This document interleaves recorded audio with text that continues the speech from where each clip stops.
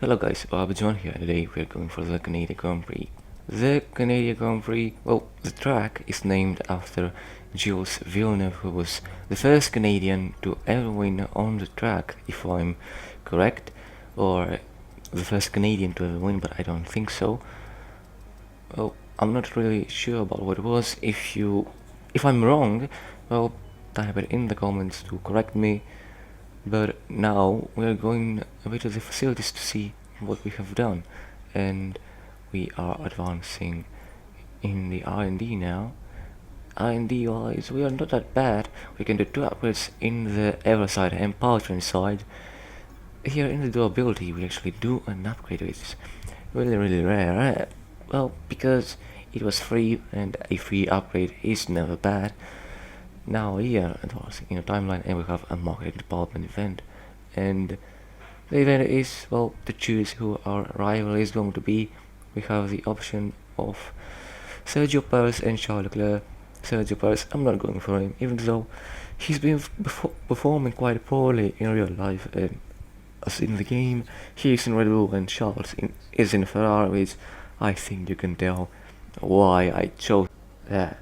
And we are now advancing once again, but something good, we have something on the aero and a minor, well, timer upgrade, which is always really good. I think we are now in par with around the McLarens, but I think around in par with Ferraris. I think the Ferraris weren't that bad, but I don't remember quite well. I remember the Haas and Alfa Romeo were the worst ones, and I think we're now ahead of them. Well, I don't think we're in par with the McLarens, but we are 100% around faster, well, better than Haas and Alfa Romeo when it was started. But now, going into, well, the R&D chart, you can see that Haas have made some really huge upgrades. This is evolving as well for McLaren. McLaren have had, well, quite a steady climb, as you can see. The Mercedes guys and Red Bull guys have been, well, basically the same pace. That's why I think we are quite a bit closer from that point. But now, going into qualifying, well, it's forecast, which is never really good, but never so bad, because it's still not raining. But no, going now for our first lap, Q1 first lap, you can see that we are on the mediums. I am opting to go with the mediums because I think we can make it, and we are in P11, not that bad, but only five cars to improve that are behind us, and we are out in Q1, and this is the case. We got knocked out in Q1 after getting almost a pole position in France, and getting one in Monaco and actually winning it. We are out in Q1, which is really bad, but let's see what we can do in the race. Montreal Lights Out is quickly approaching on this artificial island originally built for the World Fair in 1967. Now it's used for a World's Fair of a different kind, ever since Formula One first arrived here. We're back in Montreal for the Canadian Grand Prix. If you want flat-out racing, you've come to the right place this weekend, as it's full throttle for 59% of this 2.7-mile circuit, peaking at around 210 miles per hour going into the final chicane. But that speed requires discipline, and there are more than a few close walls here just waiting to punish drivers with a heavy right foot. Before we begin, let's take a quick look at the grid lineup for today's race. An immense lap from Carlos Sainz yesterday puts him in pole position, and it's Charles Leclerc in P2.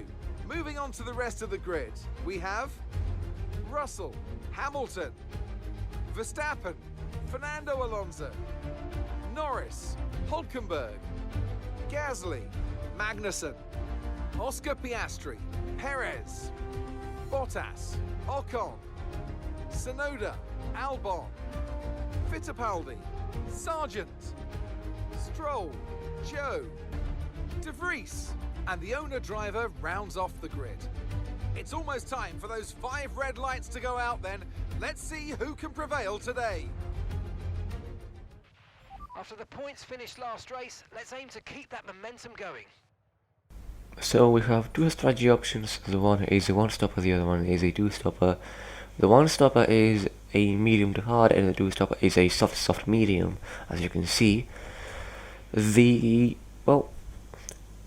two-stopper will be faster, but there is traffic involved, so I'm going to choose the one-stopper because of traffic, and I just want to see what the other guys are opting for. Of course, whoever is in the soft tires, I expect him to do the two-stopper. I think you can do a soft to medium, but maybe you can do maybe diver. It's not that bad after all, but we will see what it will be. I am lowering the fuel a bit because we will do everything, but not only that, I forgot to mention I took some penalties, and I'm just experimenting to see if a two-stopper is actually faster with minimal fuel, but it's not. It's slower by 3 seconds, so I don't think it's worth it. But in the end, it says that there will be some rain. I don't think there will be, because it is by time, and time's actually ticking right now. So let's actually start the race. You can see to enter place grid penalty component change. I changed every single component to have a fresh start. We were 18th place. We don't want to do anything except if we finish around P9 to P8, and there are so many people ahead of us. It only then will make any difference. But we have a new component, and as you can hear, my PS4 just turned something like a jet just from the transition, so I might have to change every single transition right now. But we'll see. It's the first time after a long time that it's been doing that, but this is not our concern right now. Right now we're going into the race, and the 5 lights are out, and we're underway for the Canadian Grand Prix. We get a really good start. The AI gets a bad start as always, so we're just really good at starts, and we make some contact with Logan Sargent in the Williams, and we make many moves, but 2 of those were legal overtakes, and we need to hand them back. So this will move us a long way down the order, and those 2 overtakes were Fittipaldi and Logan Sargent, and it was Enzo and Logan. Now going basically in the same place. We've only gained 3 places, and we're in P19 now. In P18 I was going to make a move on Sargent cleanly this time, and now ahead of us is Enzo, our teammate, and ahead of him is Esteban Ocon in the Alpine. That was a really great cut, so about that. But Enzo is now right ahead of us. We made a huge gain on him, and now we're going to try and make a move, and not only that, we make 2 moves in the same corner, in the same braking zone, and we catch up to Tsunoda and Albon, who are fighting, going now into the back straight. We will take Albon with pure power. I don't think we will. We will go to the chicane, and then we will overtake him. We'll leave him the space, but we got kind of wide, and we need to go to the runover. And this means that not only Ocon but Enzo as well will overtake us, and Albon is now Albon stays ahead of us because of the mistake we made, and we overtake Enzo once again. Albon and Ocon are fighting, but they'll be so slow that Albon will need to back out, and we overtake him. And now begins the fun phase. Ocon, we overtake right now. It wasn't quite what I wanted to do, but it is what it is. I am very happy about that. But now we're moving into lap number 3. Tsunoda will make a move on him, and we are now just behind Perez, where we should have been in the start of the race 2 laps before it. And now it is lap number 4. We set the fastest lap of the Grand Prix, so we know we're the fastest guy out on track, which is really good. And we're making a move on Bottas. Bottas on the soft set of tires. He is going to be a bit slow from lap number 7 onwards, I think. But we overtake, and now Piastri is ahead of us. We are going to overtake in the back straight like we did on Bottas. But it'll be a bit harder time because he actually fights back, tries to fight back, and is not really successful. But we got a warning and maybe even some damage. Now moving on to lap number 6, we make a move on Magnussen as well, and now Gasly is ahead of us.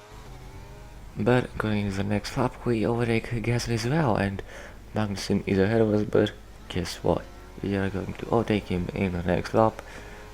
In the back straight, DRS is going to assist us quite a long way, and we're using ERS, so it is a little bit better as well. But again, our top speed is not really good. We have, I think, a bit too much drag. Maybe the drag is a bit too much, and the engine is not as powerful. I don't know. I just said that a 1000 engine is not really powerful. Yeah, I think it's a bit weird, but we go a lap without an overtake, and Lando Norris is now behind us. We are now in P7, and Alonso is just ahead of us. But he's not just ahead of us. He's not the only one ahead of us. The Red Bulls and the Merc, well, the Mercedes guys and the Red Bull of Verstappen are right ahead of us, and there are quite some laps that, well, I didn't do anything. Lance Stroll is out of the session, and we're just now behind Verstappen, and 2 laps go by, and now we're making the move. It just see how much more it is. But we make a move on Verstappen, and we are quite successful in making it. We're now in P5, 10 points. We make a move on Hamilton as well, as I almost didn't even, well, you didn't see it, but we go now into the pit lane, and we're going to try and make an undercut on Russell, maybe overtake him, or maybe even make a bigger gap to Hamilton, or maybe even Verstappen. But now our pit stop is going to be good, not quite much. There's a fault on the right rear, and yeah, it is bad. A 5-second pit stop, we lose around 2 seconds. But I think we'll be alright. The undercut is quite a bit better, but Tsunoda, oh, he comes out, we come out ahead of behind Tsunoda, and that costs us a really big time. We can't go really fast around the Canadian, well, the first chicane, but not only that, he makes another move and we're forced to give him space. But a lap goes by and we are in P4, setting the fast lap of the Grand Prix, a 1:12.360, quite a fast lap. But now we are in P2, and you see Sainz just right now come out, and he's come out just ahead of us. What we make quite a big undercut. Well, Verstappen is just below 1 second, and we are again lap number 25 behind Sainz. Well, the Ferrari guys are quite fast, and maybe I should have chosen Sergio Perez as a rival. But it is what it is. We have the fast lap, and it is something. But only that we've made until now 20 places. And as we were making the move, oh, Leclerc had quite a moment. But lap number 30, we're trying to go for a move, and we are making a move for the first place of the race. We started last, we're now first. This is the last first challenge basically, if everything goes alright, if our engine doesn't go pop. And this is the second last lap. Leclerc overtakes us, and we make quite some contact with him, and we make a huge mistake. We go off the track and into the grass and get on track a bit dangerously, quite really dangerously, and we are 1.5 seconds behind Charles Leclerc, and we need to make every single bit that we can to overtake him. Now it is 1 second, and I'm going to try to do everything that I can in my powers to make a move on Leclerc on the final straight. We have only 25 ERS, and a 1 second Leclerc is behind us. Although I am trying to do everything, and it is now only 7.5 turns. I'm trying to do everything that I can, using all track limit, doing the best throttle brake that I can do, getting as fast as I can on the throttle. DRS are released. We're releasing some ERS as well, but we need to have some. Well, we need to have much for the last race, and we are now just behind. Well, 7.5 turns again, 8 and a bit more behind Charles Leclerc. We are going to get DRS, although he is going to get 1 second before the DRS activation point, and this is the last lap. This is going to be the last back straight that we do. The last DRS we're applying, but we will be quite far behind, and I'm going to try and do everything as I've gotten only one warning in this race, and you've seen it. We get a warning, we catch up to Leclerc, but we cannot do it and maybe if I didn't weave, we had a win. But oh my, was this a race from 22nd in the grid to second, podium finish and driver of the day. It was quite a chaotic race. They take the checkered flag then here in Canada in what has been another fabulous Grand Prix.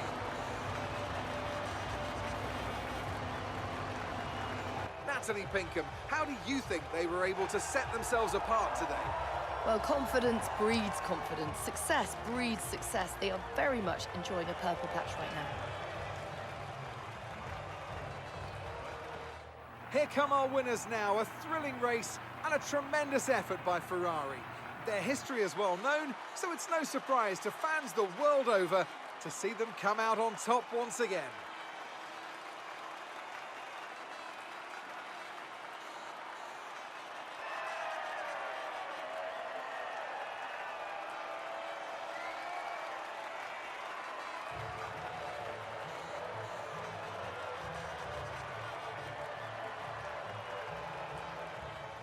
Well, this was the Canadian Grand Prix.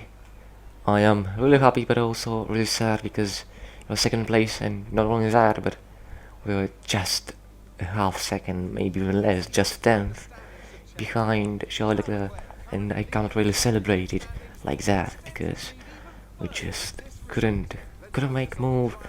Could have been +5, +6 points, but what can I do? It is what it is. We take 19 points, which is very good. We move up to P6 in the drivers. The constructors, we are in P4 ahead of Aston Martin, who have only 51 points. It has been a really good run in the last few races, and I hope to continue like that to gain more and more points to go further up the order. Me and Charles Leclerc, we both get 4 points. We could have gotten 1 more point and he won less, but it is what it is. We got the fast lap, which kind of gets a point, and we are now in a claim level number 10.